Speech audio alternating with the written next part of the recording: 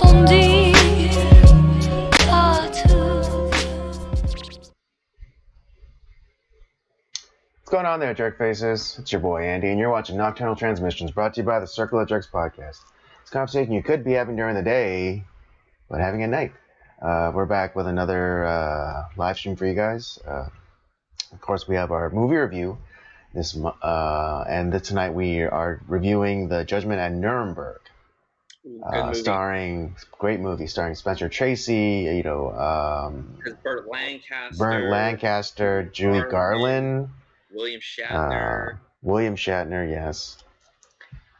It's funny because I forget how handsome he was, as a young man. He's a really good-looking man. We saw that in the Outrage too. Like he was a great-looking dude. Yeah, and it's it's kind of understandable why he had such an ego about not getting as much fan mail as Spock or whatever. I mean, I kind of get it, I kind of get it. But it's always nice seeing him pre-Star Trek. Right. Yeah, obviously, Star Trek was what really kicked him into stardom. But it's always nice seeing him in, those little roles that he had before that. Yeah, it's like seeing it'd be like seeing Brad Pitt in a really small role. Prior to him becoming Brad, the household name that he is now.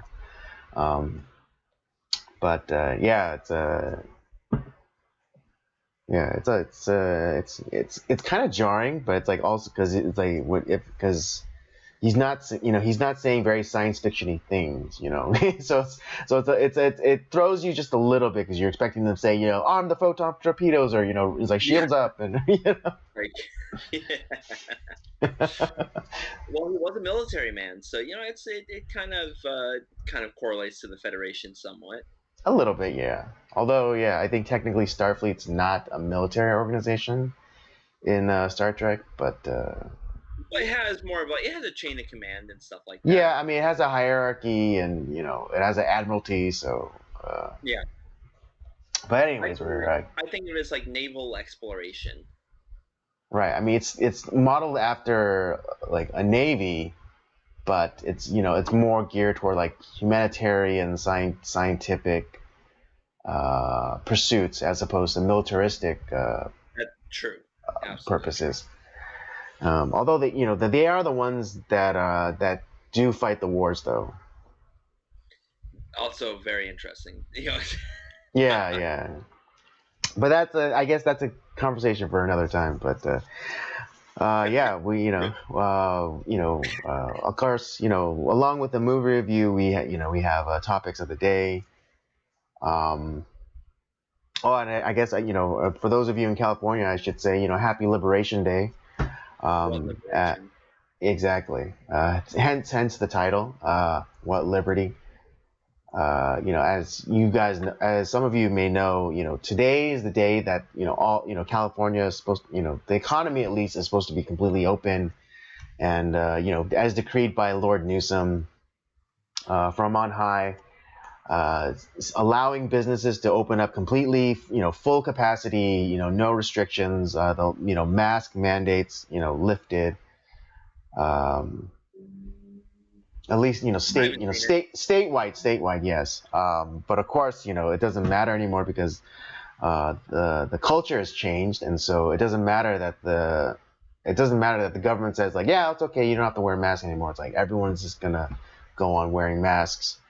So it really doesn't matter what that the restriction has been lifted because now because everyone now is gonna gonna constantly sing out the refrain of private business. God, I'm so tired of hearing that stupid, squishy libertarian argument. It's right, I know. It's all right, make a policy that you can murder someone in your business, or you can rape someone in your business. All right, go ahead, try and enforce that shit. It's private business. You can't say anything. Yeah, it's I mean, yes. I don't know why I'm arguing against myself, but there is that one, there's that restaurant where you're you go for the experience of being cussed out or getting bad service. Mm-hmm. But what's that place called? I know which place you're talking about. Yeah, I think it's in San Diego. Yeah, But yeah, you basically go there for the experience. it's To great. because I've been there. oh, okay, yeah. So yeah, the staff will will cuss you out and bring give you bad service. Yeah, and do On not wear on a tie. They purpose. will cut it On off. Yeah, if you're wearing a tie, they'll cut it off. So you better go there knowing full well what to expect, because like if you go there and like wear like your best Armani tie or whatever, and they come in like they'll cut it off, it's like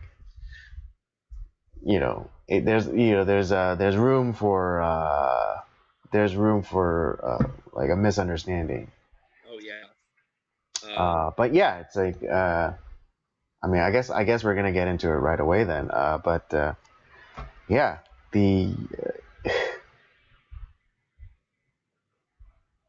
I mean, I'm not gonna sit here and say that I never wore a mask, because I have, and yes, it's for convenience sake, and also because I made that deal with my parents that I'd wear it with them, because my parents, or my at least my mother couldn't, like she got freaked out that one time I didn't wear one, and I caused like this big Freaking hullabaloo.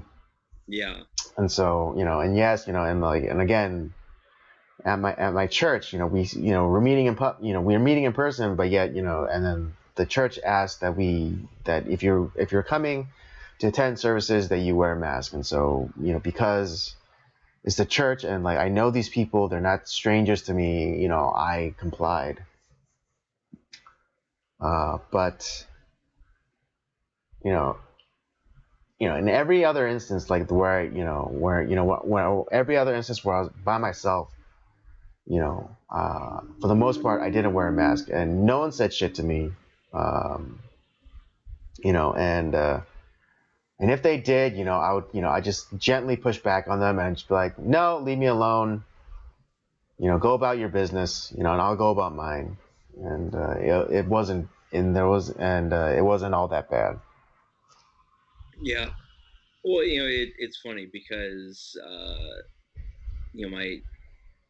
my wife, she's starting to, I think, start to see some of the things that you and I have been talking about with all this, Mm-hmm. where it's like, wait a second, it's June 15th, like this is supposed to be the day, right? Like, why are we still like having to wear this? It's like exactly because Mm-hmm. this is where like we have to like why I'm always talking about we need to push back against these people. We can't just give in to like what the government says. Mm-hmm. If you do that, they're going to take as much power as possible. It's with Right. anybody. Anyone, if you keep giving people power, they're not going to give it back. I mean, outside of like maybe like two people in the history of our country, George Washington and Calvin Coolidge, who have Yeah. given away so much power. Right, yeah, like yeah, especially George Washington. Like he was constantly like, okay, he's like, oh, I did my term, I'm done, and then they just like kept like, no, no, no, we still need you to be president. he's like, no, I'm Um, not a king. yeah, it's like he wanted to he wanted to like screw up and go to Martha's, uh, what was his plantation called again? Mount Vernon. What was that? Mount Vernon.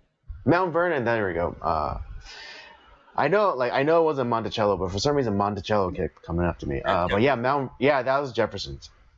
But Mount Vernon is like, yeah, he wanted to screw off, to go to his plantation and at Mount Vernon and like grow his crops and Well, he t- was also. Here's the thing too with Washington. He was after he left the presidency, he was in debt. Like he had a lot of. He didn't have. He was broke, right. and he was in debt, and he died actually shortly after he left the presidency. Like he didn't live very Mm, much longer. mm-hmm. So I mean, it's one of those. Wow, can you imagine that? Like a president being living in squalor after leaving office. That seems so Yeah. foreign nowadays, which is what's kind of like it's this whole thing. It's not supposed to be a money making venture. I mean, yes, they get Right. compensated very well for their Mm-hmm. job. Not an easy job, but at the same time, like it's not a something that you're going to be like making billions of dollars off of. Like our Mm-hmm. past what several presidents. Right. And I mean, yeah, like kind of like kind of like Truman, because Truman left the White House like basically penniless. That was the last one But I know, like leaving in complete squalor. yeah, but he kind of created the model for the post presidency in that he wrote a book, and he sold that.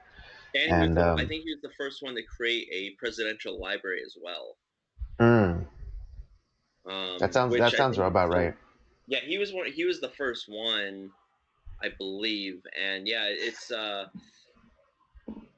but yeah, he was like, I mean, it was he didn't do anything like I think nefarious. I mean, obviously he was Hmm. using his presidency, like his Right. former presidency, as a way to Yeah, survive. benefit himself financially, of course. Yeah, and I think yeah, he again, like I think Truman, he created like the post presidency like financial strategy, Yeah, um, like doing writing a book or doing speaking engagements and what have you, and I and like actually have every. no problem with that because people still, even though he's not the president anymore, I mean, I'm Hmm. sure that there's a lot of people that like would love to, oh wow, a former president, I can talk to that person, I can Hmm. listen to what they have to say. Like they might, it's like to learn about what they did.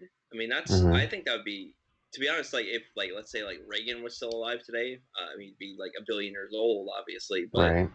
I think it would be interesting to hear what that guy has to say.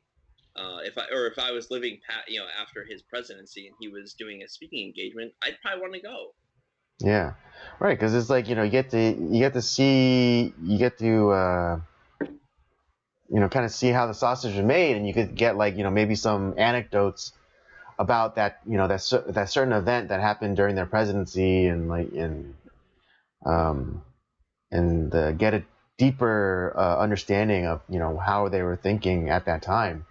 Yeah, So yeah, but then that's all falls within the kind of like reasonable line, uh, reasonable course, as opposed to like your Clinton types, where they were actually like stealing furniture, from the White House as they were leaving. yeah. Um, I mean, and well, they and their foundation, the Clinton Foundation was mhm. it was a pay for play measure where it's like essentially you would have these random donors giving a charitable donations to their foundation, which was just, Oh, I think we lost Rob. Hold on, stand by. Uh,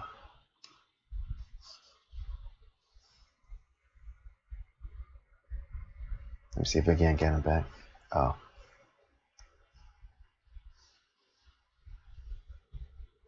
all right. We got you. What? I know. uh, yeah, I don't know what happened there. Anyways,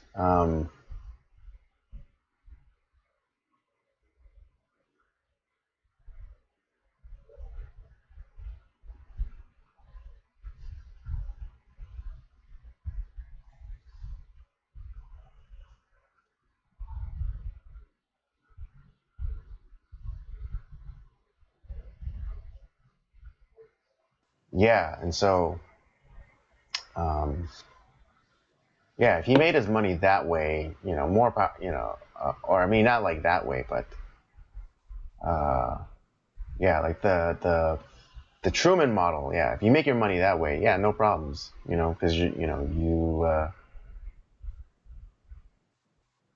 but that's the you're thing no that longer people. in power. You are, you're a private citizen, and you know, make that bread, any way you can.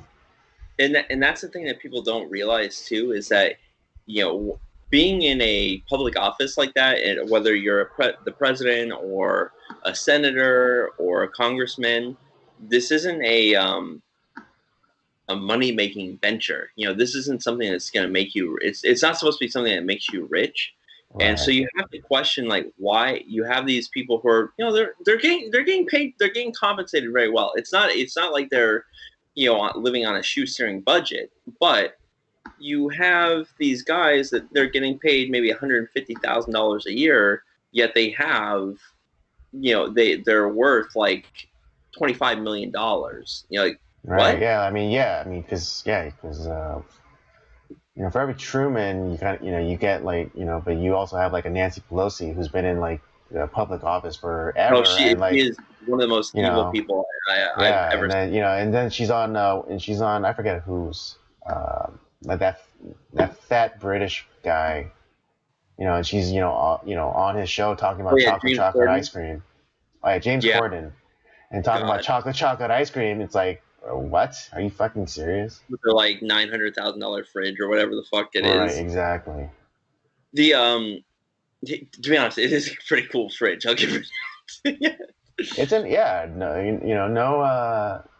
no shade, but yeah, And I'm not saying that there's it's a really nice I'm not refrigerator. saying that there's anything wrong with people owning that stuff, but the Mm-hmm. fact is, knowing how they made it, she has she has sold so much influence and made cut so many like backroom deals that Mm-hmm. she's taken an office that's supposed to be a public servant office that you're not supposed to get rich off of, and it's supposed to be a temporary thing. You're not supposed to, that was the whole thing. This wasn't supposed to be a career endeavor. Mm-hmm. It's but they're making it a career, and they're stealing our money and getting rich off of Right, it. and I And that's mean, what like, yeah, how often is she like even in her district? Because like the original and like, and every few years, you were supposed to like rotate out and get like a different perspective. Someone new in to maybe get like a different perspective, but. Yeah, but she's been in like she's been voted in as a representative for her district for like ever. Yeah, that So seems like like it. Well, I like mean, how like who's like so like you have like those people crying about representation, uh, and saying like, oh, we need a voice. Well, ask ask Auntie Nancy to step the fuck off, and exactly. allow someone else to go and share their perspective. Right, right. Um, and The that's what the way that the founders kind of designed the system, where it's like, yeah, like you're not supposed to, this was supposed to be a public service was supposed to be a service. It's supposed to be a chore. It wasn't supposed to be glamorous, or you weren't supposed to be able to like enrich yourself through this process. You were supposed to go and represent people that from your community, from your part of the country, right. and give them a voice and represent their needs and what is it? Their needs and their perspective, and to do it well. And once that was achieved, then go back to your life. You go back to your business, like whether it's a lawyer or a shopkeeper or whatever, and resume your private life. Yeah, well, and that's the thing is, and then we look at like all these, you bureaucrats like a Dr. Fauci. Like, what does that guy make? Like 700 grand a year. He's like the Yeah, highest paid. he's six figures for sure. Yeah, if the president makes 400,000, I know he's uh making more than that. he's making more than the president of the United States. Let's take a moment and think about that for a second. This unelected bureaucrat is making more than an elected official. Now, I'm not saying that an elected official should be paid as much as Dr. Fauci. No, fuck that shit. It should be a disincentive. It should be a disincentive to be again, back to my point. It should be a disincentive to be a public servant. So no, they shouldn't. So the president should not be making as much as Dr. Fauci. But we should also take the time and ask ourselves, why is Fauci making that much? What value is he adding to the country? And I think bureaucrats like Fauci, they should be tied to administrations. So once that administration is elected out, or they run their their 2 terms, then that's it. You're gone. Yeah, As I mean, well. I would definitely agree with that. Like, to be honest, I'm totally in favor of there being terms for congressmen and term limits for senators, congressmen, Hmm. Absolutely. any all elected officials. Agreed. Where it's like, you know what, 2 terms, that seems pretty good to me. Right. Maybe like 3 or 4 when it comes to, like, because I know the for senators and congressmen, like the turnover rate is a little bit different than, like, as far as the presidency. So maybe like if it like maybe like I'll give them 3 or 4. Like, be generous, Hmm. but that's it. Or you can, or maybe just, yeah, maybe like for like a president, only 2 terms, but then not.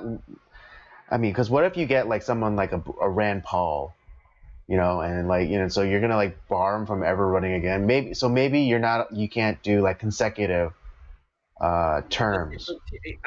I know. I see. Here's the thing: it's like, if we can eliminate guys like Biden, who have never held a real job in his life, and Hmm. he's been a senator for longer than Wait, Biden or he's been a like senator. But see, or here's the thing: Bernie?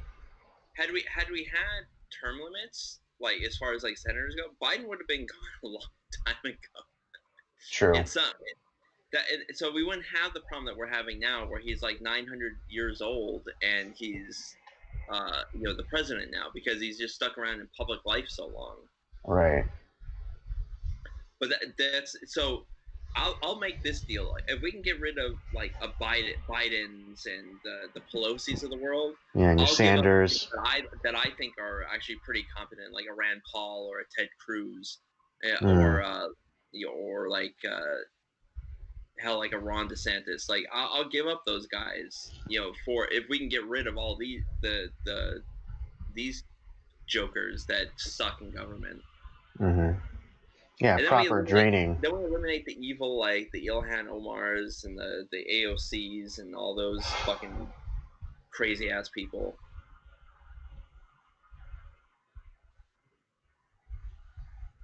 Yeah. And even and I feel like this should be done on the state level too. Like, the fact that um getting rid of guys like Gavin Newsom, like, okay, fine, like, maybe we don't get to recall him, but then he doesn't get to stick around for like 900 years. Or, say Jerry Brown, like, same thing. That guy, how long was he our governor? Like, on 2 different occasions. Like, it's just, these people just keep sticking around more and more. It's just like, and there's no things don't change, and things just keep getting worse and worse, and it's like, well, Right. hey, Yeah. duh, it Yeah. didn't So happen. yeah, I'm for like a record. So like say like you're in more of like an executive position, like a governor, then you cannot run for governor again. Uh, let's say half a generation, like 15 years. So from what was like whenever your last term was, then for 15 years you're not allowed to run for that office again. Yeah, I mean, I see what you're saying. To be honest, like, I would rather just, like, you're just barred from running ever. It's like you're Mm. done. But again, that I think that would be limiting to like what if we had like a really good governor, and then like they do their terms, and then like they can never run again. Do we really want to limit ourselves that way? I think that way it'd be like I think it still gives a window of time to like still run again, but also enough time for them to like pursue other things or other positions to try and make a contribution somewhere else. Okay, I see what you're saying. I don't necessarily agree, because, like I said, this is a sacrifice I'm willing to make. Like, yeah, Okay, maybe yeah, yeah, there's yeah. guys that I would have elected, but like, if it gets rid of the people that I think suck ass, Hmm. and like they're gone forever, fine. You know, it's Okay. like whereas like I can deal with 4 years of garbage. It's like okay, fine, I can. But like when it ends up becoming like 40 years, that's that's like that's like Soviet regime Yeah, I mean ridiculousness. that's like a Putin thing where he was He's president. been He was unanimously president. elected, like He several, was many. president, and then yeah, and then he stepped down and like was something else, but he was like still president, and then he changed the law to be like, oh well, I'm gonna be the president again. Yeah, Um, exactly. That's what I'm talking about. Like these guys should not be allowed to be, like in these positions for years and years and years. mhm.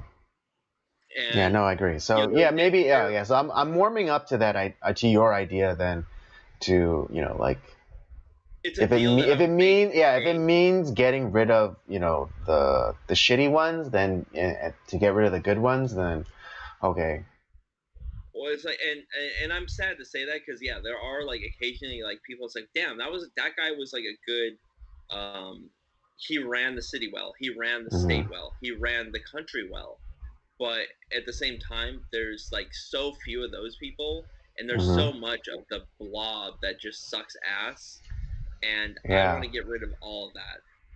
yeah, and I don't want a small government. I want limited government, and I'm willing to make that deal today to get rid of the garbage. right, because I think that's something that's lost to a lot of people, particularly who are either left leaning or on the left. It's like you know you know, those of us, who are right leaning or on the right, we don't want no government. We want small government. We want the Well, tiniest. the term I would say limited government, whereas like their power is limited to certain things.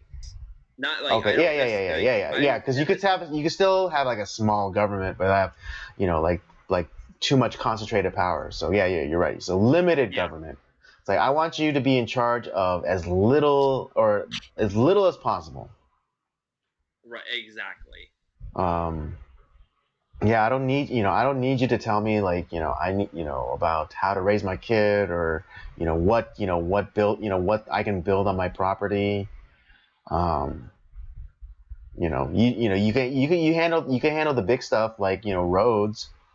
um Mainly their The maintenance. border. Yeah, their the border, I mean, yeah, and that's about it. But That's yeah, why to me like one of like the most interesting presidents of our not in our lifetime, but in the history of within the the 20th United States, century. Calvin Coolidge. He's the Wait, only guy. was he a president in the 20th century or was it in the 19th 20th century? century, early 20th Okay, century. He was right, okay. president during the 20s, just before. I think he was just before Herbert Hoover. Uh-huh. Um, yeah, because he was like in the late 20s, so like just before Okay, yeah, yeah. So yeah, just before the crash. yeah, so one of the greatest presidents in the 20th century, Calvin Coolidge, who didn't do shit. He didn't expand the government, but he didn't, or he didn't shrink the government, but he didn't expand it either. Yeah, and he actually greatly reduced the power of the federal government, which is great, and because he Mm, vetoed everything. It's like nope, nope, we're not doing this, nope. And the guy exactly. like barely That's a talked president I can get anyway. behind. If we could resurrect the spirit of Calvin Coolidge, we could resurrect Hmm. his corpse today and bring Hmm. him back to president. I'm like, yes, 1,000%. It's Right. like It's like the only no, guy who no, just no. says like, we don't need all this shit. Like, forget it. No, because to be honest, he was like he was Ron Swanson in the as president. It's like he hated that position. Right. He hated everything about the government, like pretty much. It's like, yeah, no, we're not going to do that. No, we don't need to spend all this money. And Hmm. yeah, your bill's stupid. So Right. no, Slash no, it. no. Slash it. Slash it. Yeah, it was great. I was like, I'm like, I actually, to be honest, I actually want to buy his biography and read it because I think it's going to Hmm. be very fascinating. And Mm. he actually had a very tragic life too. He had one of his I think his son ended up dying very young Hmm. at a very young age, and yeah, I think that's also part of like why he became Silent Cal. He was just very kind of a very melancholy guy, but Mm. he still like he lived up to his duty. I mean, it was kind Right, of his crossed the mandate, line yeah. because he came.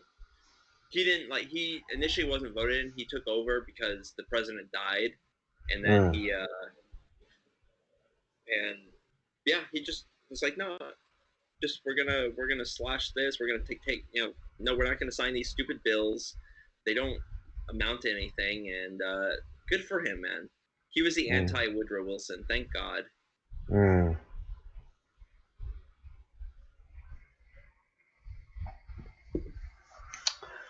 But yeah, today was supposed to be the big celebration, and everyone's gonna rip off their masks, and we're gonna get back to normal. Oh But no, yeah, I knew that was never gonna happen, and no, of course not, because the culture has changed. The culture has changed. If it really was 15 days to slow the spread, and it ended on the 15th day, that would have been it. A year ago. Yeah, that would have been it. Society. If we stuck to if we stood up more, if we pushed back more and said like 15 days and that's it, and we actually made it, and the people themselves decided like, yeah, that's enough, then it would have been over. Then we would never have our economy wouldn't have suffered. People wouldn't have become dependent on the government. Suicides wouldn't have gone up. It would have been over. It literally would have been over after those 15 days if we just said, all right, that's it. And then they said like, oh no, actually we have to shut down. It's like, no. And then we said no. That's all we had to do. All we had to do is say no. But we didn't. And it didn't matter that that Trump extended or whatever. If we in California said no and said, it's like, no, you're not going to shut us down anymore. No, you're not going to you're not going to tell me how to run my business. You're not going to tell me they can't arrest us all. Yeah, exactly. They can't arrest us all. They literally can't. So it's just like, yeah, go ahead and no, and just live our lives. Like, what are they gonna do? They literally don't even have enough cops to stop a freaking riot over last summer. So how the hell are they gonna arrest every shop owner, every salon owner, every small business? They can't. And even if they did, all you have to do is like, yeah, I want to be tried. And then there's no way, because they wouldn't be able to, the city or the state wouldn't have been able to afford, prosecuting, all those, cases. It's funny because we talk about this stuff, and I think my wife is starting to wake up to these same problems that like what we've been talking about for God knows how long. And she, now that she's on the process to become a citizen. And she made a huge step today, and she's starting to see like, man, like why are all these fucking taxes being taken out? Like what's the deal with that? And why do we have like, isn't like all these like people are just living on the street with like trash like everywhere? Isn't that like supposed to be taken care of? Why is this why is nobody doing anything about this? Why is this happening? It's like, exactly. This is because this is what happens when you live in a period with people who don't give a fuck. That they hate this country, they hate everything that's about the United States of America, and they want to create this either socialist paradise or whatever dumb lefty hippy dippy policy that they want to create, because it's compassionate. And it's like, no, having people live in squalor and like living in their own filth, or living in their drug-addled brain, or in their brain chemistry is fucked up, just allowing them just live wherever they want, like where they're not only harming themselves but the public. That's not compassionate. That is evil. Right. Yeah. No. That's exactly it. Yeah, and it's like I said, we have an opportunity this in a few months where we can vote this monster out of office, Gavin Newsom. Patrick Bateman. Patrick Bateman of California. He is awful, and to be honest, don't vote for Bruce Jenner, because he's the same problem, and we lose. To be honest, I think we vote him in, we lose a lot more in our argument against some other things. Mm-hmm. Anybody else, like there's a lot of other good candidates, potentially running, but we gotta get this guy out of office. And to me, honestly, like I'm gonna roll the dice, like, and as I've been saying, like whoever becomes governor, just start off with one problem, fix one problem. Yeah. Especially if we can fix like the homeless issue, I'm all for it. That's why I'd probably vote in for that San Diego mayor that's running. Yeah, Kevin Faulconer. Yeah, that's probably gonna be who I'm gonna vote for, unless like something changes right. with him. And I think now's the time for. I mean, again, I'm not, I'm a non-affiliated voter, but this is the time for Republicans to this is the in California. This is the California Republicans Normandy. You have to put all your effort into this one thing. All right, you have to get your guy in. All right, and you can't, so tell fucking John Cox to screw off. Tell Caitlyn Jenner to fucking screw off, and get behind Kevin Faulconer. Yeah, I mean, I just say Kevin Faulconer because he's my, because he's kind of my guy right now. But yeah, even like these smaller, like kind of like this influencer guy named Major Williams. I heard some not great shit about him. But even him, yeah, like screw off, all right, and line up behind Kevin Faulconer, okay? Because the stuff I heard about him is not very complimentary. And if you're actually really for the people, then fucking shut down your campaign and get behind Kevin Faulconer. Yeah, all right. He was the mayor of San Diego. Look, when I was living there, and the city was beautiful. Like and I mean, I still love San Diego. I miss it. But like he really fixed. Like, I mean, there was, just kind of like how there's always gonna be a few like in like certain sections, but like the city itself like was safe. And I think like if he can at least do like, because California, especially Southern California, is really bad. If he can at least get like back to like what we were, 10 years ago, I mean, I'm all for it. Yeah. So I mean, yeah, I don't know if anyone from the California State Republican Committee is going to see this, or I don't know, maybe you have to chop it up and send it to them. But yes, all right, this is your fucking Normandy. All right, this opportunity, this recall election, this is your fucking Normandy. You have to put all your resources into it, and you have to make sure you fucking take the fucking beach. Yeah. All right. Stop making a stupid argument about like, oh, the Democrats are the real transphobes. Like, Bruce Jenner's right here. We're gonna vote for him. It's like, no, he's not a Republican. He's a rhino for one, and and then we lose the whole argument on the transgender issue if we start. We give in to like the whole argument, the whole leftist deal with that shit. Exactly. You gotta fucking Sun Tzu that shit, all right? And you gotta stop, confronting the enemy on their territory, all right? Okay, if they bring up this one thing, go completely the opposite, go completely another direction. Don't even go like the binary of like doing this or this. Just like third option, all right? Do third option.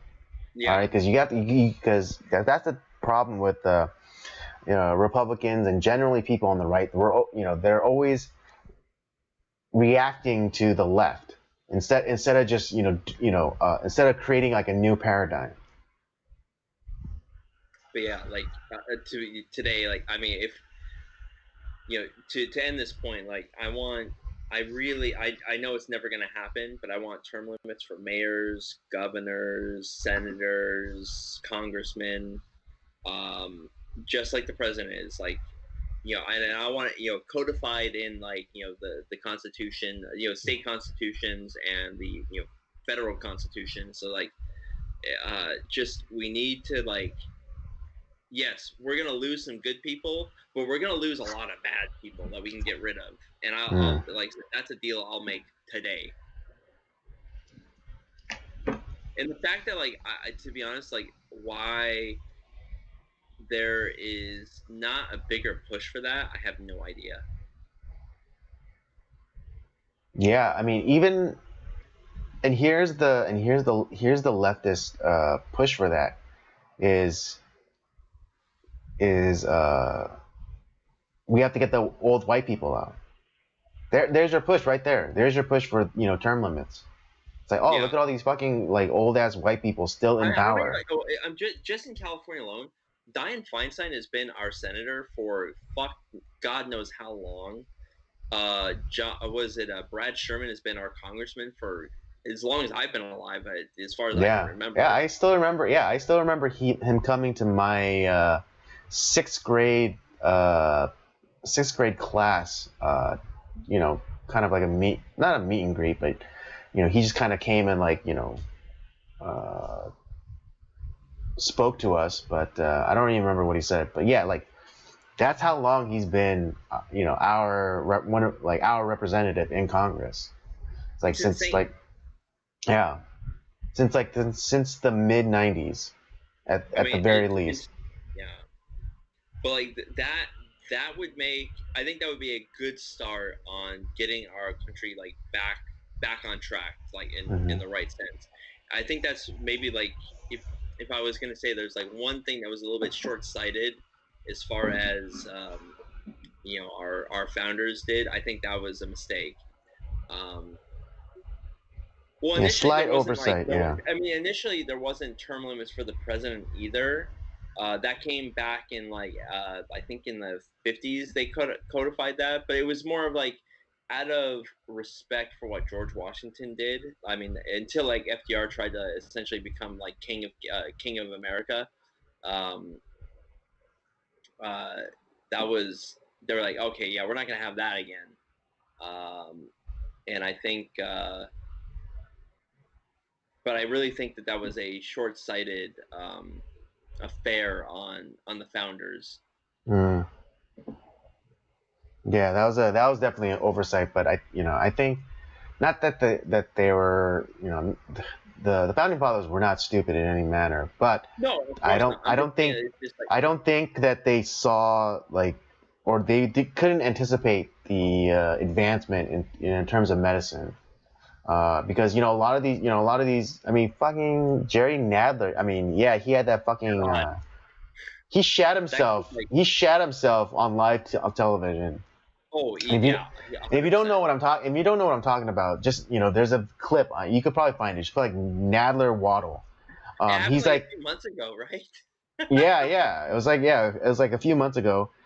He was like standing next to Nancy Pelosi during like one of her press conferences or whatever, and then all of a sudden he just kind of like starts waddling off the stage, like literally waddling, and everybody knows what that waddle is because everyone's had like that incident where like they accidentally shit themselves, and there's like trying to make it so like the shit doesn't shift too much or run down your leg. That's what that waddle was. Oh dude, I that would have been, if he had just like kind of just like tried to like walk off normally and it just like fell down his pant leg.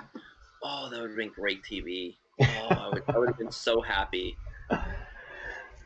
Yeah, exactly. But I mean, coming back, but I think that's one of the, I think they just didn't foresee the advancement in medical science. To keep individuals, relatively healthy. I mean, yes, through artificial means, like through medicines or medical devices.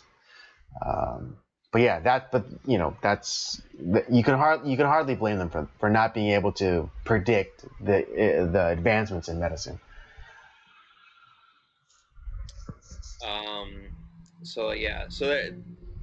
I don't really have anything else to say, but I think it does lead into kind of talking about like terrible government. It leads into our next topic as well, which right. It doesn't surprise me, but like it's a story I hadn't heard yet. That you wanted to talk about. Right. I did. I mean, I haven't like fully looked into it, but it's been constantly. It's been one of the stories that's been constantly coming up on my various news feeds and like social media feeds, and that is the rampant, I guess, larceny. It would be categorized as in San Francisco, particularly of Walgreens. To the point where Walgreens have now shut down 17 of their locations in San Francisco because San Francisco instituted this law or this policy where they wouldn't prosecute theft if it was under $1,000.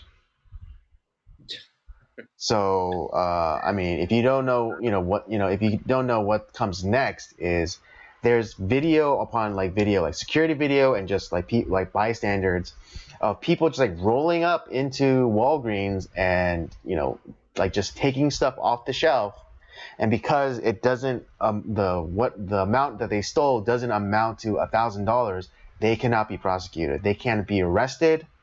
They can't be touched. You can go and steal a $500 TV and not be prosecuted. That is insane.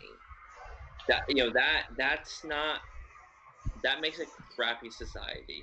Well, to be honest, it doesn't surprise me because we have the attorney general that ended up getting elected, who pretty much doesn't prosecute shit.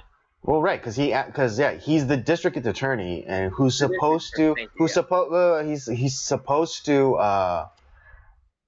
look out for the people. Yeah, I know. What is it? The district attorney is supposed to look out for the needs and the well-being of the citizenry, but this DA, George Gascon, acts more like a public defender. And so he's looking out for the benefit of the criminals, the offenders, and that's stupid because there's already such an office of the public defenders, and that's their job to try and get the best deal or best resolution to for the criminal, the public defender. That's their job. But George Gascon is like he's playing the role of public defender, even though he's the one who's supposed to prosecute these people and punish them accordingly. And he's already said, and he's one of the big cases already that he's decided not to prosecute was that old Asian man that was nearly beat to death. No. That's different. You're mixing up cities. That was the San Francisco DA. Oh, that's right. Okay, I'm sorry. That was the San Francisco DA. But it's kind of the same. It's the same problem, though. It's the same problem, yeah. It's the same problem for sure. If you don't prosecute crimes, if you start announcing it's we're not going to prosecute this anymore. This isn't this. It's go ahead. That it's not like where people are like, oh, well, okay. It's not like they're just not gonna do anything. It's that's just open season. Oh well, great, I can steal up to $1,000. It's like, well, yeah, that doesn't help. Yeah, that doesn't help society. It's not holding people to account. It's like these poor black people. There's these poor black idiots that they can't get a job, so of course they have to steal.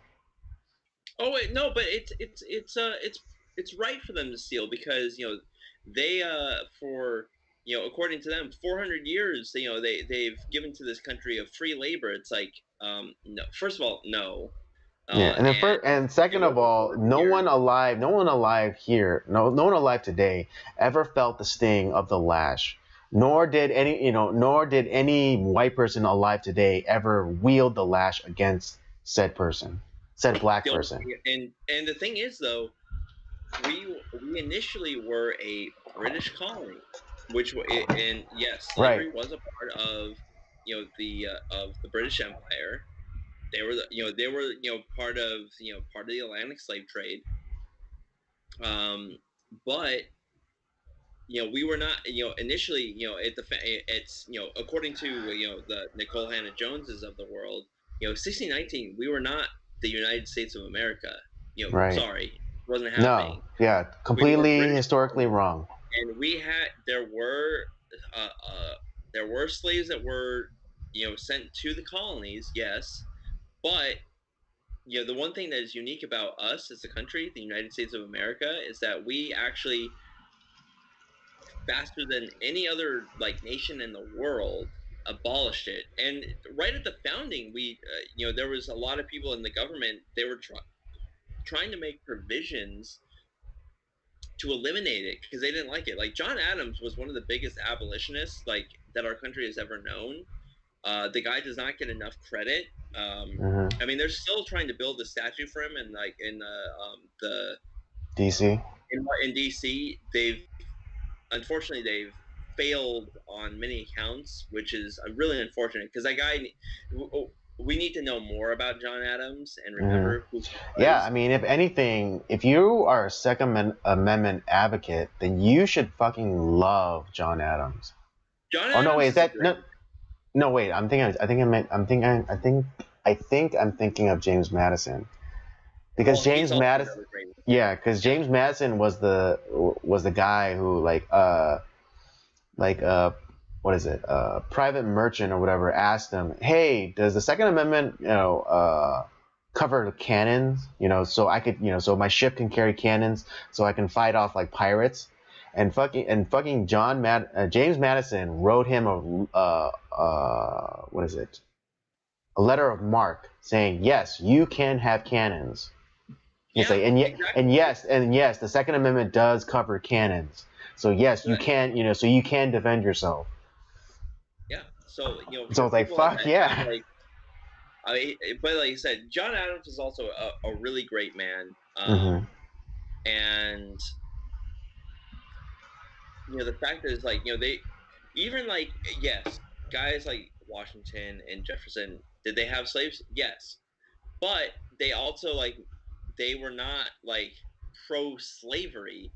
This is something that was like thrust upon them, and they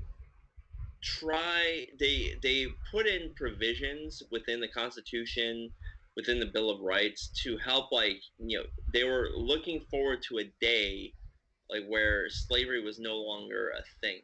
Right. I mean, yeah, because I think a lot of people, they don't give Jefferson credit, because Jefferson was the writer or the author of the Declaration, and what is it? Jefferson wasn't a stupid man. He didn't hold on to these prejudicial beliefs, but then also pen one of the greatest lines is that all in the Declaration of Independence, where he says all men are created equal. He's not an idiot. He wasn't a hypocrite. And he wasn't a hypocrite. All right, he knew about this, the evilness of slavery, and and to think that he didn't that he just overlooked that that glaring hypocrisy of saying all men are created equal, but it's cool to have slaves, or it's okay to consider a particular race of people inferior to another. Yeah. That's idiotic. Like I said, and it's not a clean issue. I've told you and people, it's all shallows are clear, but whereas the truth tends to be a lot more murky than if you think shallowly and you just think in very simple terms. Yeah, everything looks very clear. How could he do this? How could he have slaves and think America is great? It's actually, no, it's much more murky than that. And the fact, and I'm not saying he was a perfect man, but he was not trying to, the country was, the Constitution was made to the revolution was fought to solidify slavery and racism. It's what the fuck are you talking about? These people that are trying to revise the history of this country and world history, it slays me. It just I can't. Yeah, and that's the problem. It's ahistoric, and I think the left is ahistoric. They don't care about history. They don't care to learn the history, and so that's why they can come up with any absurd claim and just yeah, it's true. because Well, they don't care. They don't care about the history. They don't care about like what actually happened, or like trying to think like more in a nuanced fashion. I mean, because yeah, like again, like the founding fathers could not have put the lines, all men are created equal, and then also still endorsed slavery. It's patently absurd, and I reject it I reject that claim on its face. well, I mean, this is a And it's like, communist. and because and yeah, because like the Constitution, like they put in provisions for it to be addressed, later on, a la the First Amendment, where it's not just the freedom of speech or the or press or the practice of religion. It's for it's also gives you the right, or not gives you the right, but guarantees you the right of to redress past grievances. Yeah. And to petition. Therefore, an avenue for which you can repeal something or abolish something. And I mean, even personally, like George Washington, he put in a clause that after his wife passes away, that the slaves were to be his slaves were to be freed. And a lot of the founding fathers, they had that, if they had slaves, they had similar provisions worked in, like if they weren't married, it's like after I pass, then you guys can be free, and Yeah. that and who does that, and that you might see like, oh, why didn't he just release them right away? It's like, well, maybe because he was freaking old, and maybe he needed the help to help run his properties. Right. And here's the other thing: is like, we say, obviously they, quote unquote, were slaves. I have a feeling that guys like Washington and Jefferson probably compensated them in some form or fashion. Mm-hmm. Um, and like I said, Washington probably couldn't, like, when he left the presidency, he was in debt. He had no money, and he probably couldn't pay them. It's like, Mm-hmm.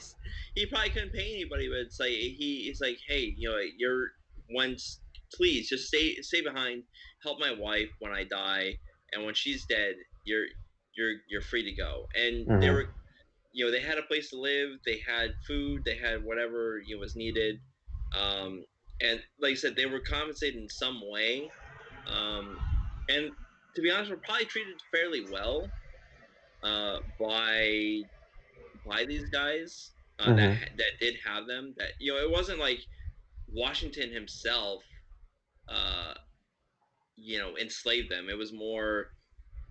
It was something that was inherited because Right. the Yeah. Yeah. Because his Washington father was Washington like. was the first person in the country. Like he had a couple. He was his family had been there for generations. Same thing with Jefferson, and a lot of these guys. Um, and so it's just like it was more of like something that it was something, a reality of the day that they had inherited, and Mm-hmm. it's not necessarily something that they liked, but it's there's going to be issues today where people that are in the future looking back on us, and it's like, what the fuck is wrong with these people? Right. I mean, we don't even have to look very far. I mean, let's look at cultural, like smoking. Dude, there was advertisements. Uh, there were advertisements. There were cigarette ads directly advertising to pregnant women. That's right. Yeah, You that's know, right. and talking about like, ooh, yeah, nicotine's like really good for the baby. It's like, I mean, now we know better, but it's like at the time that was, smoking wasn't seen, was normal. It was a common Well, thing. and I always I always with a friend of the podcast, Dan, like when I see all those stupid like anti-smoking like commercials, I'm like, Mm-hmm. smoking, it's gonna come in, smoke is gonna come in and kill your baby while it sleeps. It's like, come on, like, really? Like, listen, Right. I'm smoking is not good for your health, but they make these people out to be like these like ridiculous, monsters that want to Mm-hmm. kill you and like your children and get you hooked on this horrible thing. It's like, no, come on. Right. They're Yeah, and I mean, just like, even now, there's like that push, that propaganda against the smokeless, vaping. Vaping. That's the yeah. word I was looking for. I mean, yeah, Vaping, where like it's like, it's not a where cure. they completely just, all they do is fear monger, saying like, oh, the tobacco industry is targeting your kids, like with flavor, candy flavored, vape pens and yada yada yada. It's like, well, yeah, well, statistically, it is better for you because there's no combustion. They're not inhaling smoke. It's literally water vapor, and also that they completely disregard. Again, I feel like it's deja vu all over again. But studies have shown like nicotine, because they talk about like, oh, well, the nicotine juice. Nicotine is addictive substance. It's like, well, yeah, but also there's been studies showing that nicotine away from traditional combustible cigarettes is actually less addictive. Yes, it's addictive, but it's less addictive than the traditional combustible cigarette. And also that they're finding new uses for nicotine out, particularly in the treatment for Alzheimer's. Interesting. Yeah, so it's like, so all they're doing is fear mongering, and like the whole point of like, and there's a lot of success stories of people who gave up smoking through vaping. Yeah. Well, and I like I said, I'm no like fan of smoking cigarettes or cigars or pipes. Like it's not my thing. But Right. at the same time, like I'm not like vilifying like the people that create them or are or who are smokers. It's like it's the or like the tobacco companies. Like give me a fucking break. Hmm. It's not.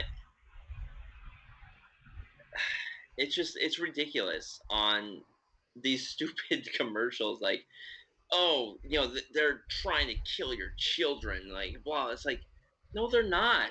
Like just stop it. Like just listen, like if you just tell Right. the truth, it's like, hey, it's not good for your health. Like, just like the and it's like, yeah, it's not a good idea. But like they have to like create this like stupid like propaganda bullshit that's like to be honest, like if I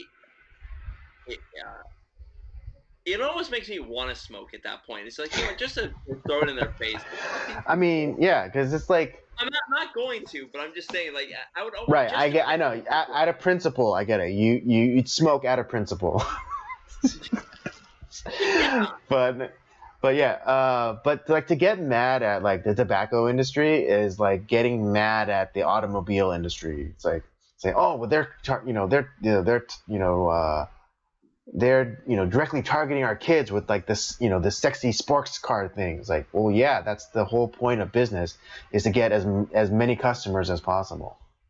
Yeah, duh. Duh. It's like, so getting mad at the tobacco industry for targeted advertising is like getting mad at like McDonald's for targeting kids with Happy Meals, like, and that's like crappy food. Don't get me wrong, I love me a good McDonald's every now and again, but again, it's like every now and again, not every day. But Yeah. No, yeah, it's like like getting, yeah, but like but then you should Roblox. get mad at McDonald's for targeting kids with like their Happy Meal commercials and whatever. I loved going to McDonald's when I was a kid. Right? Me too. That was back in the good old days when you didn't know that it was crap food, although it's still very delicious. It Um, is. I went there the other day. It was great. right? Yeah. I actually kind of like stopped getting their burgers and just like I actually just go more for their breakfast, which is actually really good. And like say what you want, but like for the egg McMuffin and such, they actually use a real egg. Yeah. Oh So yeah. No. I love the breakfast. I love the sausage egg McMuffin, mhm, uh, chicken McGriddle. Those are my go-tos. mhm, But yeah, and it's but it's funny, going to all these like oh these horrible corporations targeting our kids with this stuff. It's like it's no, they're not. Even like was it like NASCAR was never better than when Winston was sponsoring the sport. It's like mhm. and the fact that like they probably still, if they didn't have that law, as far as as far as advertising goes for cigarettes, like Right. they'd still be sponsoring the sport. I guarantee it. Right. Yeah. And it No. would still Absolutely. Mm. not like this bullshit that they have going on now. Yeah. I mean, I think what is it? Like even for like MLB, not recently, but within the last like 15 years, I think they changed it so like even like alcohol companies can't be sponsors. Well, I don't know. I don't think that's the case because there are beer companies that sponsor stadiums. So there's like Miller Park for the Brewers. There's Well, maybe Busch it was Stadium. maybe it was St. Louis hard Park. alcohol. I think that there's always been like when it comes to like actual even in NASCAR, that was something that was like frowned upon, like where hard like Jim Beam or Crown Royal or like Jack Daniels. There was a time like where those sponsors weren't allowed, and I think that is the case when it comes to like baseball as well. And I don't know where NASCAR's because they kind of like allowed those like sponsors for a little while, like back in like the early 2000s, and then I don't see any of those anymore. So I'm wondering if that's even a thing, if they kind of like went back on that. So that's a possibility. But like beer, no, that's if beer couldn't sponsor baseball, like good God, that's same thing with like any sports, like sports league. Like beer and sports just go together. I'm sorry. Yeah. Yeah, because I think beers is like one of like the top selling concessions at Absolutely. stadiums. No, like I said, like when I'm watching like a sporting event, like if I'm going like a baseball game or a hockey game or a NASCAR race, like I'm not drinking whiskey. I'm sorry, it's just not gonna happen. Yeah. But I'm gonna have a beer, like a Busch beer or a Budweiser or what have you. Like I'm gonna drink beer at a sporting event. It's just gonna happen. But God, if I can have beer at a baseball game, good, just kill me. Yeah, did you say you could or couldn't?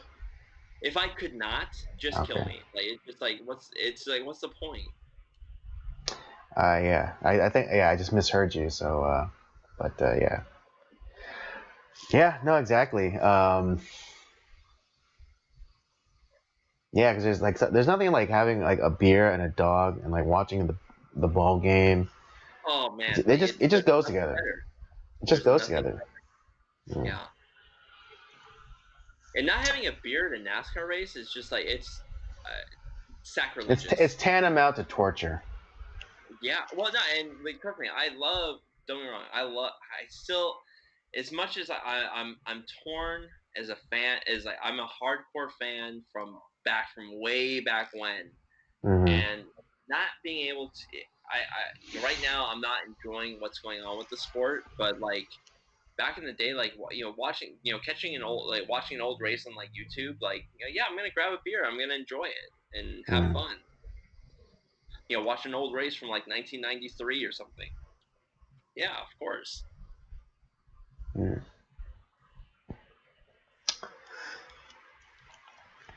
Yeah, but I guess put a bow on it. California is fucked. The policies are stupid. Fix one thing. We need a new governor. We need a new mayor in Los Angeles and probably in San Francisco and a lot of places. Well, but as far as like a governor, like running the state, just like I said, fix one thing. If you can do that, if you can fix the tax problem, like even to be honest, like that's like very low on my list. We got to fix the homeless problem. It's not good. We need to get rid of that. Then like all these like not prosecuting the law. That's like number 2 on my list. Right. The homeless thing is we have got to fix that, and that'll fix a lot of other problems, I think. Yeah, I think that's because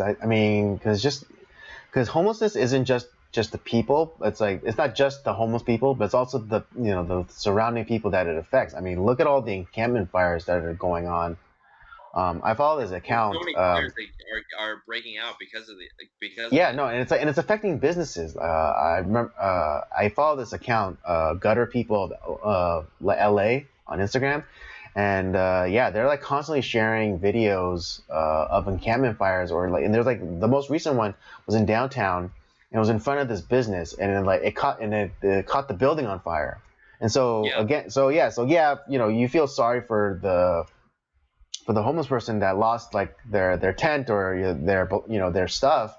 But what about the business owner?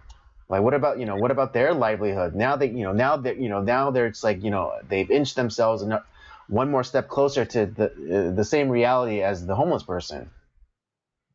Right, and it's like this isn't the Hooverville of the 30s. Mm-hmm. This is something way, way, way, way, way worse. Mm-hmm. Yeah, this is a very history-laden episode today. Yeah, no, it actually is. And on that note, yeah, let's get into our movie review. Also, very history-laden. Very history laden. And again, tonight, just a reminder, tonight the movie review is Judgment at Nuremberg. It stars, what is it, Spencer Tracy, Burt Lancaster, Judy Garland, Maureen Dietrich. Who else? Any big names? Shatner. Oh, yeah, Shatner, William Shatner, Maximilian Schell. A bunch of German actors too. Maximilian Schell. Yeah. Yeah, like the prosecutor or the defense attorney for Burt Lancaster's character, who plays a German. He's a German guy. Yeah, wow. Maximilian Schell. Yeah, he is fantastic in this movie. Mm-hmm. Absolutely. All right, let me hit y'all with the synopsis, and we'll get right into it. All right. In 1947, 4 German judges who served on the bench during the Nazi regime face a military tribunal to answer charges of crimes against humanity. Chief Justice Hayward hears evidence and testimony not only from lead defendant Ernst Janning and his defense attorney Hans Rolf, but also from the widow of a Nazi general, an idealistic U.S. Army captain, and reluctant witness Irene Wallner. So, well, you were watching it like right before we started. Yeah. This was a movie that because I was trying to, we were doing Leftovers month, and I was trying to find something that kind of fit, court movies, and I was like, I saw this, like, well, it's not quite a court movie, and it's not quite a military court movie. It's kind of like it's a hybrid. A mixture of the two. I was like, this might be a good film to watch, and we actually had to go through some back channels to watch this movie because it's not easy. This one from 1961, the actual film is because there's a 1959 TV play movie that it's based off of that stars Claude Rains, and it's essentially very, very similar, which is only like just over an hour long, like 100. It's like an hour and 10 minutes, and also very, very good. But this movie came out based off of that. Came out like 2 years later, 1961, and that one's actually very, very hard to find. Yeah, you can buy the DVD off of like Amazon, but as far as like streaming platforms, not really easy to find. And Andy found like where we could stream it, and I'm just blown away, like, because when we think of the Nuremberg trials, this is after World War II, the Atlantic War, the European front, with Germany and all that. Once that's over, there was the war, the trials at Nuremberg to prosecute, for all these war crimes, like Goebbels and a lot of like the Nazi leaders that hadn't, like Argentina or wherever. and obviously those guys got prosecuted or they got hung and all that stuff. But there was a lot of, the thing is, like, and everyone kind of thinks that that's where like the Nuremberg trials ended, kind of going back to like people not understanding history. No, Mhm. these trials went on for a long time because there was a lot of people involved, and Mhm. I think when people look back at that time period, because obviously everyone's like, oh, everyone's a Nazi, now everyone's saying like, oh, it's like when Hitler was here, blah blah blah. It's like, and how did these people not know what was going on? And they just like accepted it, like they're all racist. It's like, no, it's not that quite that simple. Mhm. There's a lot of people that ended up they were in a position of, yeah, they had been in a position of power before the Nazis came in, post World War I, before Hitler came into power. And once Hitler did come into power, they were put in a very tough position. Do I stick out my position and try to fight the injustice that's going on, which some people tried to do? Do I believe in what Hitler's trying to do and I'm just going to go along with him? Or do I say, like, do I fight it on every front and then end up getting thrown into like a one of the concentration camps? Mhm. So they're in a tough position, to be honest. And Yeah, no, this it's movie is, I think this movie I think deals with deals with really a good tough subject actually, because and yeah, like as Robert said, like it's easy to get behind trying like your Goebbels or your Himmlers or whatever, and then also you could understand also the generals too. You can understand trying them, but then you start going down the line. It's like, well, then who like how many people can we like ultimately get holding the bag for this, and so like I think this is a very interesting interesting group of people to try, and that's people who are supposed to adjudicate the law, right. and like And and how do you go about that when when the law is being changed, or the law is like is kind of being actively changed. well, right from the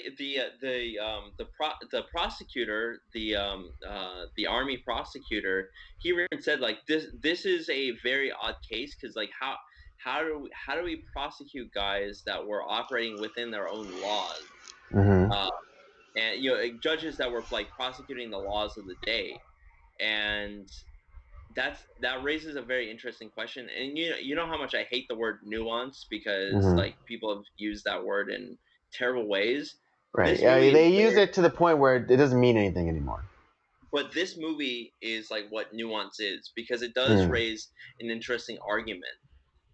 Because this is a fictionalized version of like a real trial, like The because real nobody talks trials of Nuremberg. yeah, nobody talks about like like the lower people that were tried Hmm. in these Nuremberg trials. And at the time that they were going on in like 1948, like by that point, like everyone had tuned out and they were focused on the Russians, Hmm. uh, and which is kind of unfortunate, because I think this would have raised some interesting thoughts or arguments. So it's like, man, like it's, I mean, where you go back, it's like, well, obviously, like even like back then, people like 2 days later, a year later, people are like, fuck this, like forget it, I don't care anymore. Hmm. So that's not a new problem. And I don't know, this movie like it raised so many interesting questions. Like I said, the acting performance of the German defense attorney, Hmm. uh, he won an Academy Award for it, by the way, and deservedly so. But his character raised so many great questions, and really, to me, threw a huge wrench in the works. Hmm. And obviously, Spencer Tracy's character, the judge, he even like he allowed that guy a lot of freedom. He Right. Gave obviously him a like, lot of latitude. Yeah. yeah, where like I think in like any other like court setting, like that guy would have not gotten his due. Right. He brought. Yeah. Yeah. Every time the prosecution like objected, the judge, in any other circumstances, uh, he would have allowed it, or if the defense like objected to something, then he probably like dismiss it.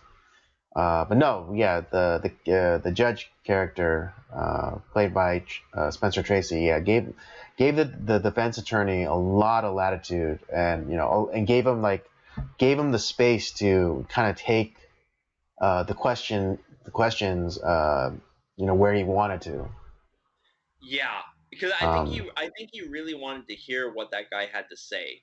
Right, and I think it goes to his like real desire to uh, find justice, find some sort of resolution, and a fitting and just resolution, and not just kind of like giving way to emotions. Like, yep, hey, you just string them up, and I think and I think that. Right, it'd be very easy to do that, and I think it also I think it was telegraphed very well through his characterization, where he was talking to everybody. He was talking to like the two like German servants that he was assigned while he was living at that one lady's place, or when he was talking to that that noblewoman that like yeah, the noblewoman, like the general's wife. Yeah, the general's wife, or when he was, when he literally talked to every like German he could find. Like, what was it like? What was the everyday life like living in Nazi Germany? Like, did you live a good life? Did you believe in like what Hitler had to say? And not like because he was trying to like interrogate them and try to get them to like he wasn't trying to prosecute them. Yeah, He yeah, genuinely wanted to know. right. He's trying to get like the best picture, as possible, living under Hitler, because by that time, like, and 2 years passed, like Hitler's dead supposedly. All his underlings have been tried or been executed, and so and everyone tends to focus on like the high profile people, but I don't no one I don't think anyone ever stopped and asked, like, yeah, what was it like living under Hitler? Was it scary for you, or what? Did you feel like, at first, were you excited, and then did you slowly come start to have like buyer's remorse, or any number of questions, to get like the fullest picture possible, so that he can go into that trial and understand like what it must have been like for those judges, sitting on the bench, before Hitler, and then during Hitler, and then just and then finally in like the Third Reich proper, where Hitler has almost like total control over everything, to the point where like they even had to like the German people had to swear an oath of allegiance to Hitler, a personal oath of allegiance, Right. not just to the Constitution of Germany, or Germany the country itself, but to the leader.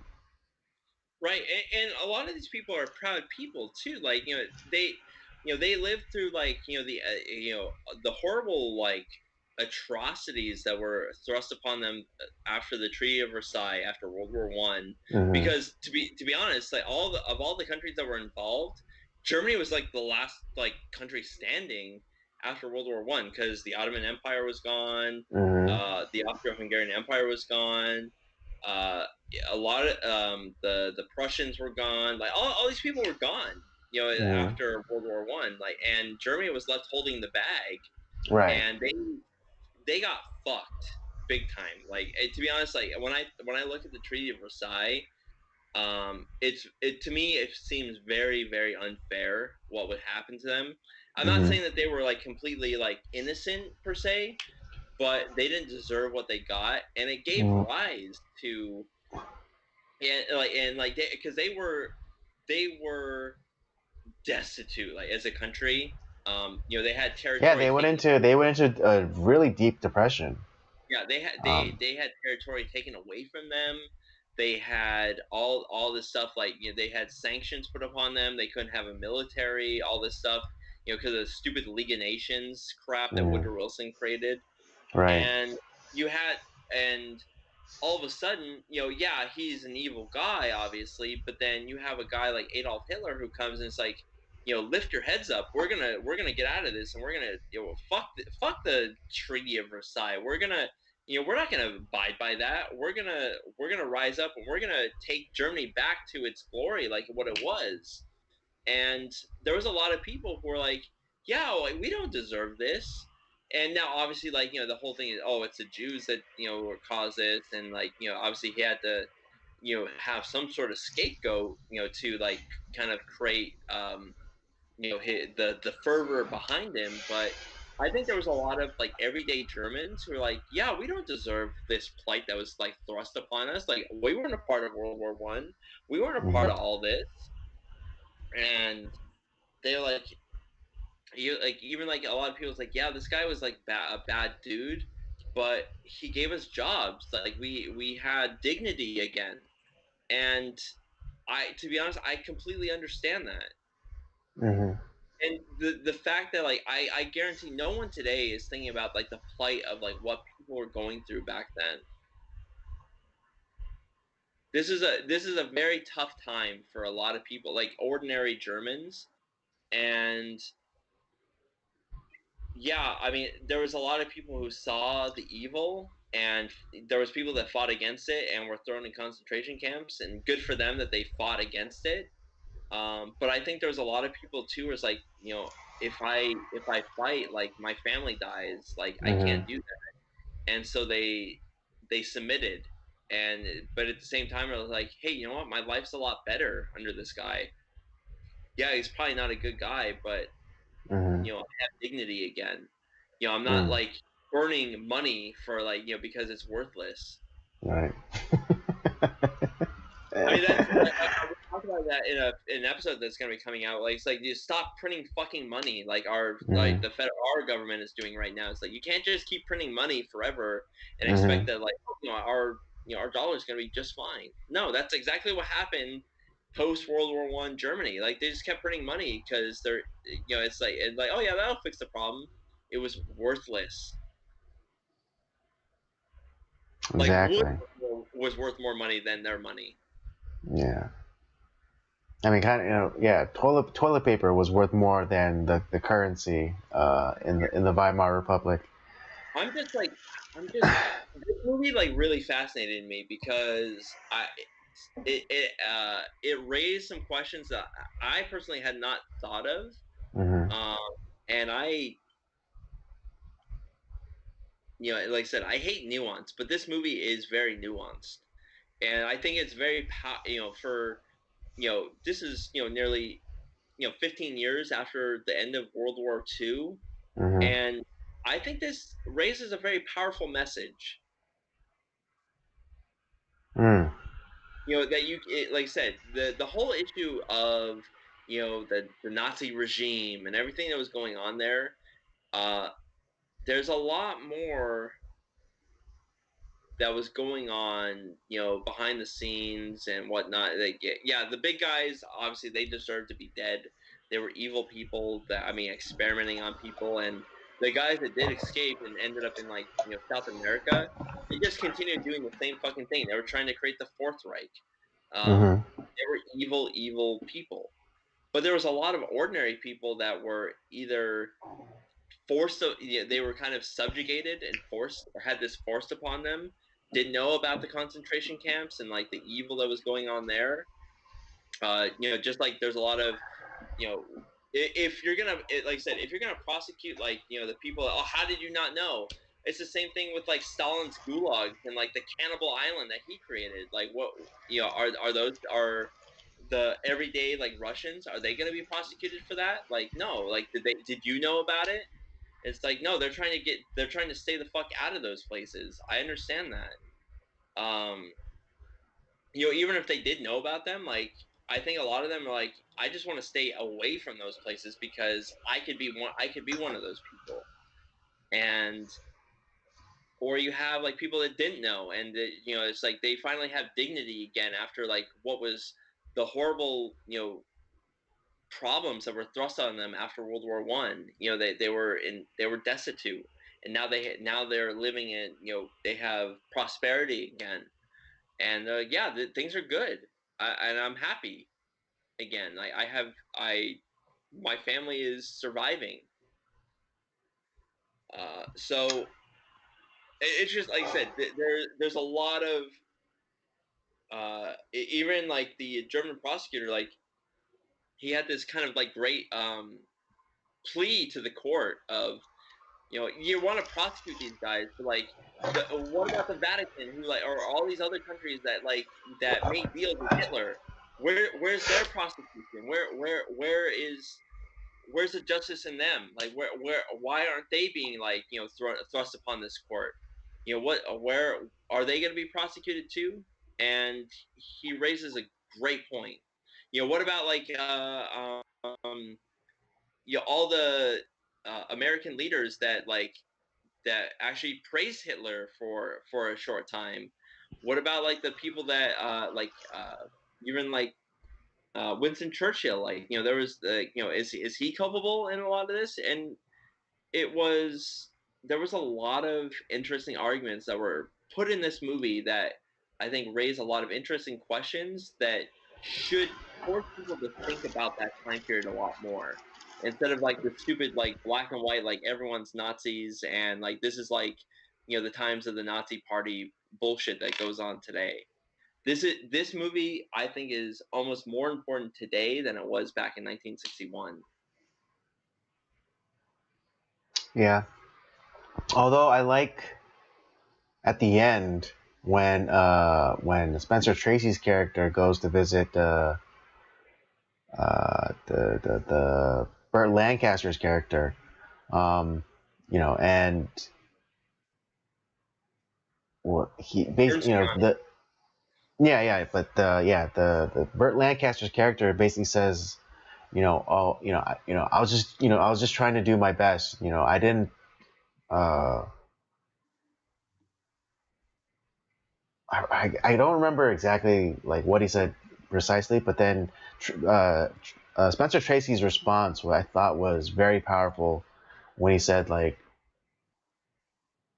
it's like, well, like, if you sentence someone that you knew was innocent, then yeah, you are responsible, essentially. And he's absolutely right in that too. Yeah. Mm-hmm. Like And that. I mean, I know.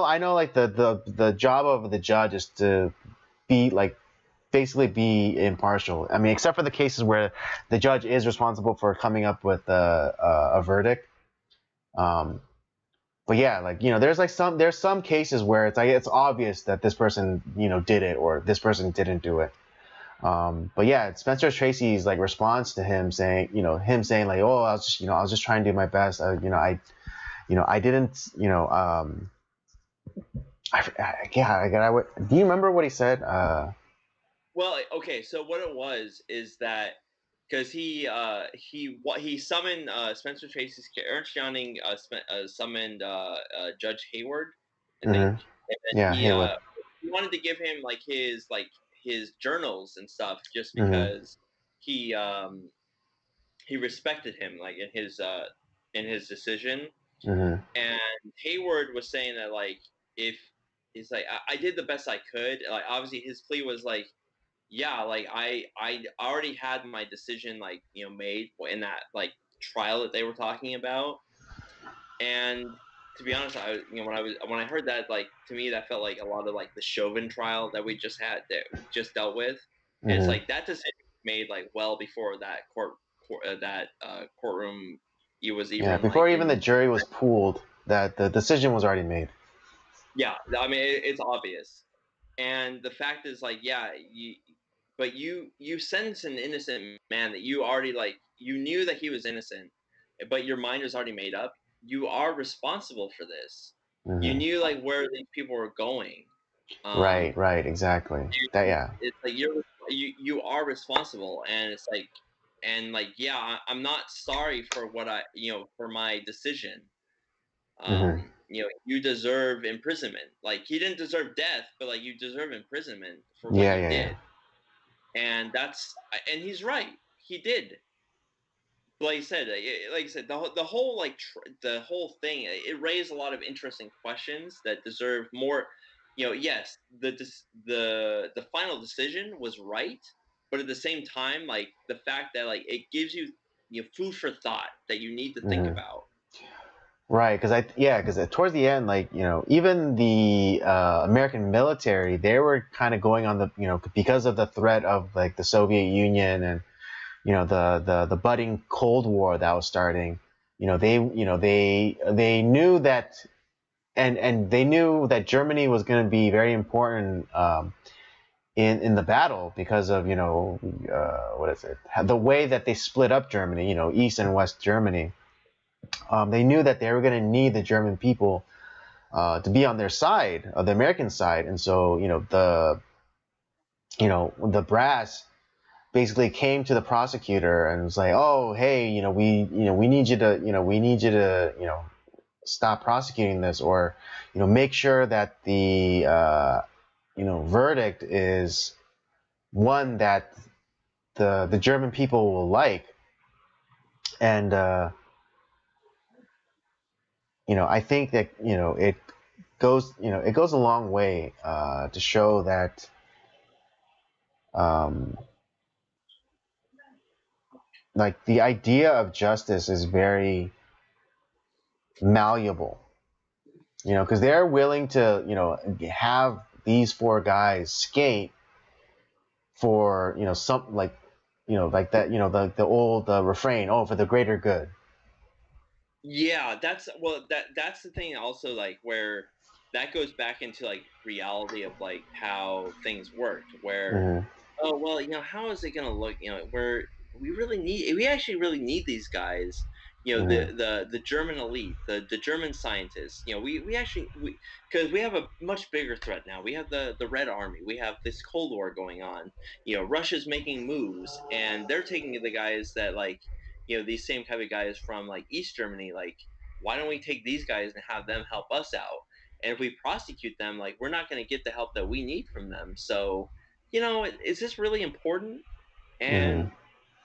it's like, what this is, and if I think any of all the characters, the only one that seemed to give a damn about justice was Spencer Tracy's character, Judge Hayford, and the Errolf, the German defender. Like those are the only people that, to me, that seem to give a goddamn about like justice.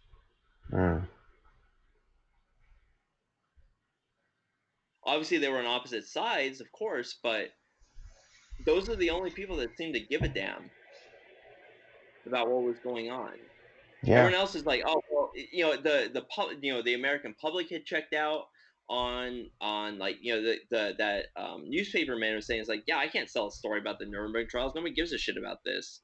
You Hmm. have like the military who, like, outside of like maybe the prosecutor, the army prosecutor, like even like Hmm. a lot of those characters, like, yeah, like we gotta we're being summoned to deal with like the Russian issue right now, and Hmm. we don't we had to stop like kind of supplying troops to like help out with this thing. And it's you have, and even like the other judges seem to kind of like check out, like they're all like, they were just worried about like the parties that they could go to while they're over in Germany and stuff like that. And it's like, Hmm. you don't and like the only one that seemed to like care about the actual trial and finding out information and like actually working on making a just decision was Spencer Tracy's character. It's like, man, what the hell is going on? Like, and to be honest, that's the reality of the situation. Because I think that if we had just gotten out of World War II like today, that's Hmm. exactly how this would go down. Hmm. It's just it's a like I said, this movie to me feels more relevant today than it did in 1961. Yeah, really, it does. And Because yeah, no, it's because like I mean, you could almost. I mean, when it got down to like these lower level people, like these judges, it really did kind of just feel like a show trial. yeah, Because it's like, yeah, it's like how far are you willing to go, like for quote unquote justice? Like is not like the leadership of the Nazi party, like, after, they're tried and they were sentenced, is that not enough? And it's like, and then you have like the military personnel, like the generals. It's like, after they got prosecuted and sentenced, it's like, is that not enough? It's like, are you gonna go down to like all the way down to like the shop owner, Yeah. for like selling the boots to the troops, or selling the chocolate bar to the sailor? I mean, where does it end? Right. And well, I mean, even hell, like even just like the kind of the normal like grunt of like the German army, like were they really like uh are they super responsible? Like were they aware, or were they just like German patriots, that were trying to like fight for their country? It's and were they even aware of what was going on as far as like a lot of um, the atrocities that were being committed? Mm-hmm. I mean, obviously, like people that were like that were like serving within the concentration camps that were like doing that, like yeah, they're responsible. They knew what was going on, but there was a lot of German soldiers or Navy personnel or stuff like that, like that they weren't involved in that. Mm. Do they get prosecuted? Are they supposed to be prosecuted? Are they culpable? And that's like I said, I'm not saying like, oh, I'm pro-Nazi or anything like that. I'm just saying it's like it just raises interesting questions that I think people should think about more. Indeed. But I don't really have anything else to say about this movie.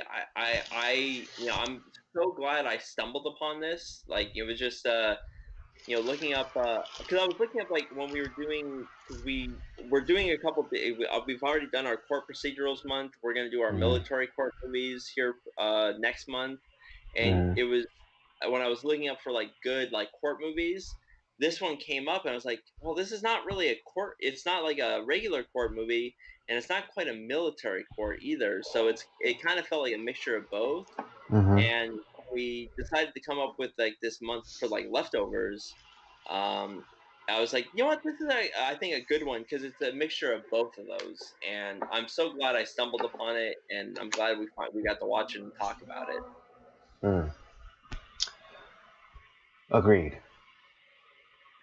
If you guys can't find the 1961 version, it is hard to find if you don't buy like the physical copy, which I do recommend you do. Mm-hmm.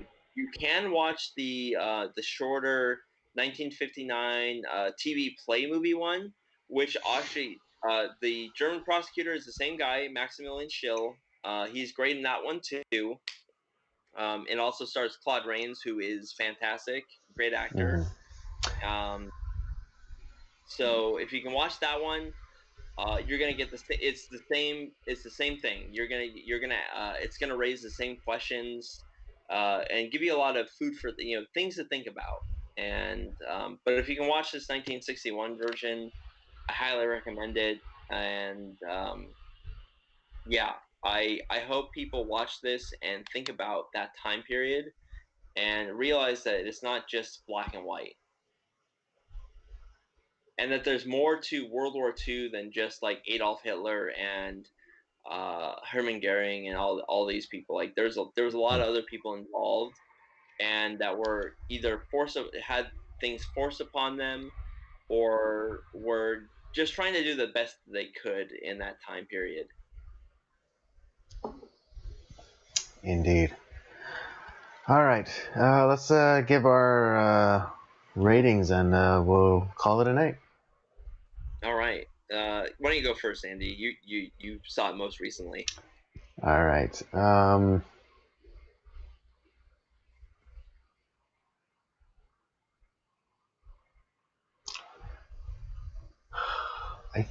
I think I'm gonna give this a solid 4.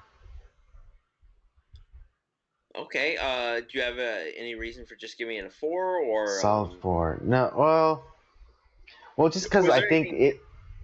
I think it just, I think it did bring, I think it did, it opens up a lot of like interesting questions, which a very, in my judgment, very important questions to ask.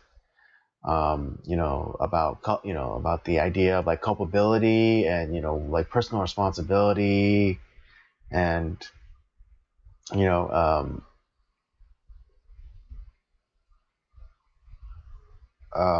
what is it? Like, and what is one, like, what is like, how, like, where is that line where it's like, you have personal responsibility and then you have like, the good of the country, good of the nation, and all those, and like the benefit of society and all those things. And I think it asks like a very good question. Yeah, yeah. Um, I'm actually gonna give this one a 4.5. Mm-hmm. It's really, to be honest, I really like this film, Mm-hmm. and the performances were fantastic. The only thing, like, the reason I'm probably only giving it like a 4.5 instead of a 5 Mm-hmm. is not that it was not that it was unnatural, but the I know they were trying to get some sort of like love story involved with Judge Hayford and Yeah, yeah, yeah. Hayward and the German lady. Yeah. yeah, not that it was unnatural. Like it Mm-hmm. did flow very naturally into the story, Mm-hmm. but I could have, to be honest, I could have done without that part. As far as like maybe like him like trying to understand the like I think what they were trying to do is trying to help them like understand like the story of like what their lives within Nazi Germany were like, Uh-huh. and like who like I said they it kind of like developing that question of like who's responsible, you Mm-hmm. know, and like where does that responsibility end? Mm-hmm. So I think that was kind of like Yeah, the yeah, very yeah. I think that's, again, could kind of reiterating myself. I think that's the most important questions. Like, where does um, personal responsibility start and stop, and where does societal responsibility start and stop? yeah. But no, I it's But so yeah, in that case, I've kind of felt the same way that I don't know. Maybe it was just my our misinterpretation, but maybe the relationship was like more platonic than we would like to give it credit. But it did seem more like they were trying to go for like that romance route. yeah, because there was definitely one scene where it's like, okay, this is getting a little romantic, which Hmm. seems a little out of place. But other than that, like it's a great movie. I love it. I actually hope I might actually end up buying this movie just because I really like it, and I want to show this to people who Hmm. are, consider themselves historians, and like I said, Hmm. it just raises some interesting questions. I'm Right. not Yeah. like Not that we're making saying it that this movie is accurate to like what happened or what really happened in the Nuremberg trials, but right, but I think I said it's a good conversation starter. bingo, Yeah, and and not in the I way that the left says, like, "Oh, we just want to have a conversation." It's like, no. no, they don't. They don't want to have a conversation because the conversation is you're racist. Yes, yeah, you're a racist. You're a white supremacist if you want to have a conversation. No, this movie is a real conversation starter. This is where Hmm. conversations start, and if you are one that likes actual conversation and you're willing to swim the murky waters, this is the movie like that deals with a very difficult time in history that is very murky, and Hmm. I highly recommend it. Right, because I mean, if you want to talk about murky, and I'll leave it at this. But and again, not that I'm a fan of the Holocaust or nothing, but the Germans, the great, maybe one of the greatest record keepers, or a society of record keepers ever, and there's not one piece of paper with the order for the Holocaust. That is an interesting question too. Yeah. Holocaust deniers were just raising questions. Exactly. I mean, yeah, it's like the I don't know, is it litigious? Probably not. But it's like this, there's the Germans are great record keepers, Like I you said, know, those and so concentration camps exist. yeah, and there's like there's practically an order, like there's a record of an order for everything, but there's not one piece of paper that they can find or that they can produce that said that that has like the order kill all the Jews. And then and they kind of, and a lot of times they chalk it up to like, oh, but it was like the will of the Fuhrer, so it was like it was understood, but See, that sounds like stuff that they're talking about, like with like Trump. It's like, oh, he's it's his will, like and people are right, just like the following like his yeah, will. the refrain that they would use is dog whistle. It's like, oh, the dog whistle of racism, or the That dog whistle of white supremacy. Yeah, see, that's interesting. We're not saying that there was definitely atrocities that happened. I mean, there's Yeah, footage of it. Yeah, and yeah, but there's yeah, evidence. that is an interesting. See that's an interesting point. Like it's just see where it's like when you start raising questions about stuff, and it's like, oh, you're a Holocaust denier. It's like, no, we're not Holocaust deniers. We're just saying that it's like there wasn't necessarily a piece of legislation, of these great record keepers who were not ashamed of like some of the horrible shit that they did. But like there's not like it's not like Adolf Hitler, Holocaust, kill all the Jews, signed Adolf Right, Hitler. Did exactly. he write Yeah, did he have like was there stuff like done against the Jews? Absolutely. We're not saying that yeah, and there there's were. record of it. Like there's like the law or the legislation that they passed to put them in the ghettos or Like to I said, there was a lot of like laws that like made it's kind of like how like we're getting to that point where we're putting neighbor against neighbor, and it allows for atrocities to happen because like if you vilify a group of people, yeah, it becomes easier. It's like, oh, fuck those people, they deserve to die. hmm That's happening today. But yeah. the like an actual signed document saying like kill all the Jews, they deserve to die, signed Adolf Hitler or Hermann Goering or whatever, doesn't exist. Mm-mm. Doesn't Not exist. saying it didn't happen, but I'm just saying that there's no piece of paper, with a law or some sort of bill that the Germans made that this was like a law that they had to do. That's all I'm saying. Yeah, there you have it. That's our review for Judgment at Nuremberg. I give it a 4. Robert gives it a 4.5. Definitely a movie to watch. And And this definitely is worth on Schill's performance because he played in the '59 TV version play version, and he was in the movie. He one of the best actors. He's awesome. mm, yeah, definitely a movie to watch. An actual conversation starter. But it is a bit on the long side. So it's like it's about 3 hours, I believe. Yeah, So it's a long just be movie. prepared. Just be prepared. Is all I'm saying.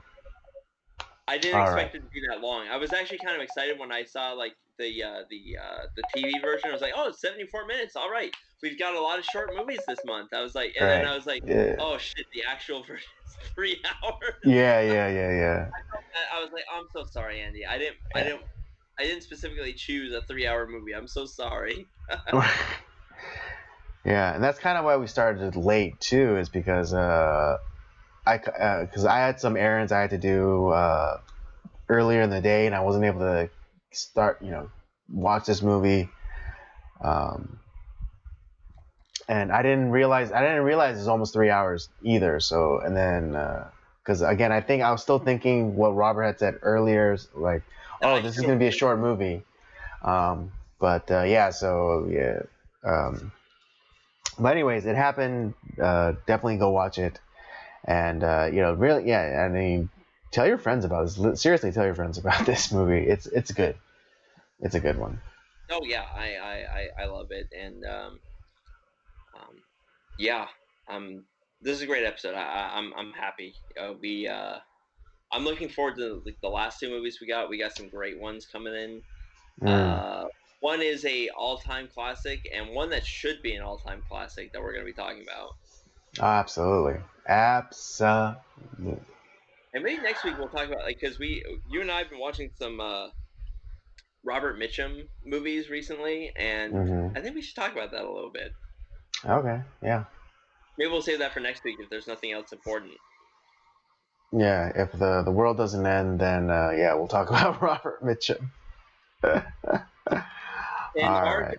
I think we found a connection somewhere that is a theory that I don't think is being connected with Robert Mitchum. Mm. Yeah. Yeah. I think we can claim the credit on this particular theory. Yeah, because I'm not finding anything else on the internet about it. Yeah. All right, folks. That'll do it for us tonight. I hope you had a good time. I had a good time. I'm sure Rob had a good time. Dude, I had a great time. As always, don't forget to check Anytime out I the can live. talk about history, I'm super happy. Nerd.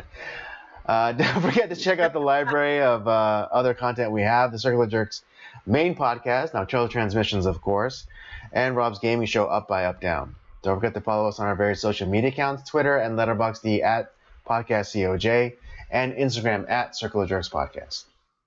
And with all that said, we thank you for joining us, and come back, and we'll do it all again next week. Sounds like a plan to me.